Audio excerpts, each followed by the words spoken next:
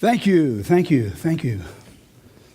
Okay, we got the timer in. So, wow, what a powerful day this has been, huh? What a powerful video that we just saw related to difference. And really, that's what I want to talk with you about today. I work for an organization called CLASS, as Larkin indicated, and I've been there for 41 years, providing advocacy support for men, women, and children with disabilities. And but actually, my role as an advocate really goes all the way back to my starting point on Condeluci Hill in McKees Rocks. And the Rocks is a really interesting place, and some of you who venture down there when you feel roguish will discover that it's the salt of the earth, right? These are people that are hardworking folks, a lot of ethnic orientation, and my family settled there in 1915, coming over from Italy. And when I was born, we had settled, my dad and my grandpa and my uncles and aunts had settled the hill, affectionately known, creatively known as Condeluci Hill. And growing up on this hill was incredible. It was I was surrounded by love. I was surrounded by unconditional support. And I not only had my natural mom and dad, but I had actually 8 moms and 8 dads, because my uncles and aunts and my grandma and grandpa were right there in front of us. And we played on this street, and we hung around, and we had a great time. And my best buddy growing up was my cousin Carrie. And Carrie and I were same age, and we were inseparable as kids. Did everything together. And until I went off to school, and Carrie didn't go to school with me. She stayed home. And I remember asking my mama about that. I said, Mama, about 3 or 4 days into going to school, and I'd come home, there's Carrie sort of hanging out, just playing, having fun. I said to my mom, hey, Mama, well, how come Carrie doesn't go? We do everything else together. How come she doesn't go to school with me? And my mama says, oh, honey, Carrie's different. And I said, well, what do you mean? She said, Carrie has a thing called Down syndrome, and that makes her different, and she really can't learn. I said, Mama, you mean to tell me if you have Down syndrome, you don't have to go to school? I was looking for an eye. How do I get Down syndrome, Mama? I don't want to go to school either. But it was really an innocent introduction to a really powerful divide that we sometimes have in our culture. Carrie was seen as different, as odd. And what was even more pronounced to me is as we got older, and Carrie and I began to go off the hill together, not to school, but to football games on Friday nights and to, the kinds of things that we do, street fairs and festivals. I learned another lesson about who's valued and why in the way Carrie was treated by other people. Made fun of, jokes were played on her. She was teased relentlessly. And I just could not understand that. And in fact, I would not accept it. I ended up doing a lot of fighting for my cousins on her. And I learned at an early age that this is what I wanted to do. I wanted to help people like Carrie, lead valued lives in community, to have an opportunity to do what everyone else takes for granted, that they were denied or kept apart because they were perceived as different. And so I talked to my counselors at Stowe High School, and they said, well, Al, if you want to help people like Carrie, you've got to study psychology because Carrie is different. She has difference. And Carrie's abnormal, they told me. Now, I believed that, right? I mean, you listen to your counselors. What did I know? So I go off to college to try to learn how I could help Carrie change. Because my professors in college told me that we had to have programs to help Carrie become more normalized so that she could behave more typically, so she could be accepted and respected in the community. And I believed it, and I did it. And it didn't work. All the programs that I began to develop at class and in my career really weren't actually changing the community. They weren't certainly changing Carrie. Carrie was who she was all the way up into the day she passed away. And So I began to change my perspective. Maybe micro change for Carrie isn't the way to go. Maybe we should do macro change. Maybe you're the problem. You just don't see Carrie's beauty. You just don't see what she has to bring to the equation. Maybe I need to change you. And so I embarked on macro change. I thought, I'm going to change you. And so we did. We tried to get militant. We passed laws. We passed the ADA, the Fair Housing Act, the Civil Rights Act, the kinds of things that we thought would change your behavior so you would value Carrie. But that didn't work either. Try as we might, if we try to pass a law to change you, you still weren't changing. So there had to be something else. And then it dawned on me. I went back to an experience I had in college. Because when I was in college, I wanted to learn as much as I could about disability. And I asked one of my professors if he had some recommendations. And he said, yeah. He said, you can do some volunteer work at a school that I'm on their board of directors. And the school teaches kids with disabilities. It'll be a great experience for you. I said, that's fantastic. And so I signed up to be a volunteer. And I went for my first day in the class, right? And they assigned me to a class of teenagers. The teacher's name, I remember it now, his name was Mr. Johns. And so I walked in, I said, I met Mr. Johns, and I said, I'm ready to go. Mr. Johns said, here's our kids. And I turned around and looked at them, and there were some kids like Carrie, but there were also some kids with disabilities I had never seen before. And what was most pronounced to me were there were children in this class, teenagers, who were hydrocephalic. Now, hydrocephalus is a condition that causes a child's brain or head to get bigger because the fluids that move around our brain don't flush out appropriately. And because the fluid has nowhere to go, the craniums of these kids get bigger. And so I saw these kids. I had never seen somebody with hydrocephalus before. It took my breath away. The difference was dramatic. And I thought, I don't know if I can do this. I don't know if I can stay here and do this volunteer work. And I was trying to think, what kind of excuse can I come up with so I could get out of this? And so I thought, well, I'll just kind of hang in there. I'll try to tough it out for the day, and then I'll make an excuse and never come back. And so we came to recess in the morning. And Mr. John said, Al, take the kids out. Make sure they don't kill each other. And so I said, okay, and I take the kids out. And one of the kids with hydrocephalus came over to me. And he came walking over to me. My heart started beating. I'm thinking, oh, my God, what could I say? I had a hard time even looking at him. And he said to me, Mr. Condeluci. And I said, yes. And he said, do you know about girls? I said, do I know about girls? I'm Italian, for God's sake. We invented romance, right? Of course I know about girls. I said, what do you want to know? And so he liked one of the girls in the class, and I said, stick with me, kid.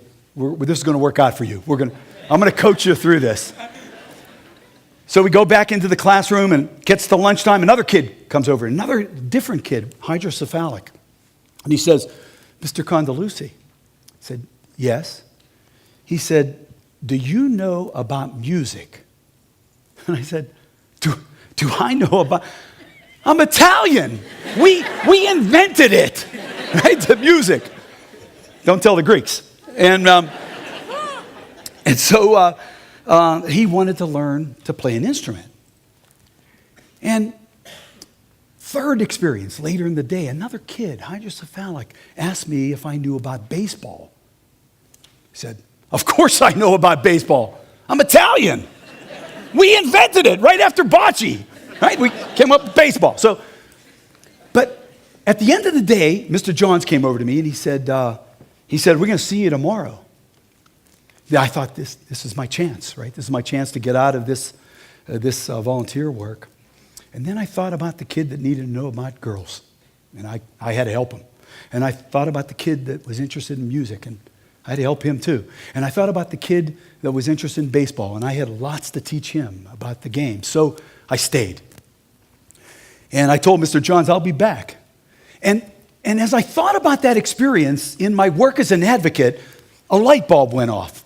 Because what really was the key was that I had begun to develop a relationship with these kids. As short as it was in that time that I was there, I developed a relationship with them.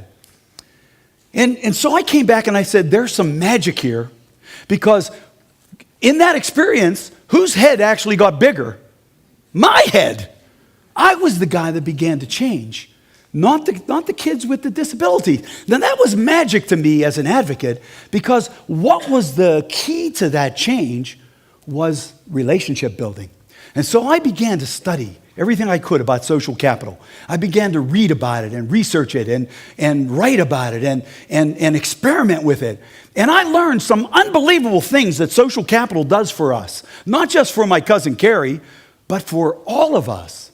What we know about social capital, and by the way, the name social capital is very strategic. The word capital means value, right? And our relationships bring value to our lives. It's amazing the value you get from your relationships, because through your relationships, you literally, with reciprocity, get things that you would have to pay for, right? Now, sociologists call that instrumental value. They actually have identified that the amount of money that we save because of our relationships is dramatic. One study that I researched while I was working on a book on social capital was by a researcher in New York. And what he did was he took the roles that his wife played for the family, lovingly and freely, right? She took care of the kids, and she prepared the meals, and she did the laundry, and she did the shopping, and she chauffeured the kids around. I mean, you ladies know this, right? She ended up doing all these things for her family, but she did them lovingly, and because she had a relationship with them. He even identified the sexual favors that she offered. And he took all these roles and he measured how much he would have to pay if, in fact, he had to buy these things. And what it came up to was $250,000 a year. Ladies, use this. Right? I mean, this when he tells you that he's, that he's angry because you bought a $100 pair of shoes, say, hey, wait, time out, Jack. I saved you $250,000 a year. Right? But the value is powerful. We're healthier because of our relationships. We're happier because of our relationships. We live longer. Literally, studies have shown that longevity is enhanced. But there's more. We become better people. We become more tolerant. We become more respectful to the people we know. I mean, consider this scenario. You're driving to McDonald's, and you go through the drive-thru. And the kid gives you the order, and you give him the money, and he gives you $10 more than he should have in your change. Now, you don't know this kid. You look at it, you say, 10 extra bucks? What the hell? I eat this shit all the time. This could be for my stints, so I'll save this, right? So you don't use the money, you don't give the money back to the kid, you might just drive away. That's honesty. And dishonesty is driven by disconnections between people. But if that kid was your nephew or your son, and he gave you too much money, you would say, oh, honey, you gave me too much. The register won't balance. You better take it back. So social capital is this huge kind of notion that makes us better as a society. When people know my cousin Carrie, they treat her better. Now, we know sociologically that literally the typical person, and this is an atypical group here today, but the typical person has about 150 important relationships in their lives. 150. It's actually been studied through social network analysis. When we did a study of people with disabilities and how many relationships they have, we discovered that the number was tragically low, about 25. I mean, this is a huge gap. And so no wonder people will tease or make fun of somebody. No wonder people will walk away or disregard somebody when they don't have a relationship with them. So this idea of social capital is a powerful framework for building a better community, for allowing us to be better people, for creating a society where everybody respects one another. Right? And so as I continue my work with social capital, as I continue at our agency class in trying to find ways that people who are experiencing disabilities can build relationships, we're using different kinds of methodologies to make that happen. But it really takes me back to a final point that I want to share with you. And it really is a story that's very poignant to me today. And it happened with me in relationship to my dad. Today's my father's 97th birthday. And he passed away 10 years ago. He had Parkinson's. And his Parkinson's was pretty overt. It caused him to shake a lot, drooped in his gait. And as the Parkinson's began to take over, my dad became more and more disconnected. And we worked hard to try to keep him connected as much as we could, but we had this disability working against that. And physically, he needed personal care. He needed total care. And toward the end of his life, my sisters and my brother and I provided attendant care to our dad, personal care. And one night, about 2 weeks before he passed away, I was giving him a bath. And we were in the tub, and I was washing him. And that's kind of an awkward situation, right? With giving your dad a bath is not something that, we typically find unfolding in our lives. And my dad started to cry. And I didn't know how to handle it. I had seen my dad cry before, but they were tears of joy and happiness. This was a different type of crying. And I said, I made a joke. I said, "Dad, no crying in the bathtub. What are you doing? Don't cry." And he said, "I didn't want this for you." And I said, "What?" And he said, "I didn't want you to have to take care of me. I should be taking care of you." And I said, "Dad, that you have taken care of me, right? And you've guided me and you've led our family, and now it's my turn to take care of you. And I hope if ever I have needs like that, my sons and my family will take care of me." Then my dad said something that made me cry. He said, "I don't want you to remember me like this. I don't want you to remember me like this." But as I collected myself, I realized at that moment my dad was actually giving me a gift. He was giving me an opportunity to tell him how much I love him. He gave me an opportunity right there that night to tell him how much he meant to our family and how important he was, what a guide he was to me, how he literally helped me become the man I am to create the relationships that have been so important in my life. And so a couple weeks after that, I told that story when Dad passed away at church.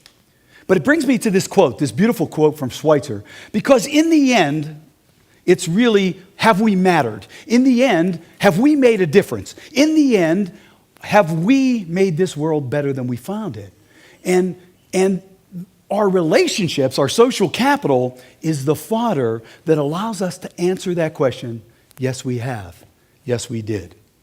And so, as we sit here today with hundreds of people that you have in your life that prop you up, that make you help you become creative, that challenge you, that scold you when you need it, that inspire you just at that moment when you have, then thank social capital for that.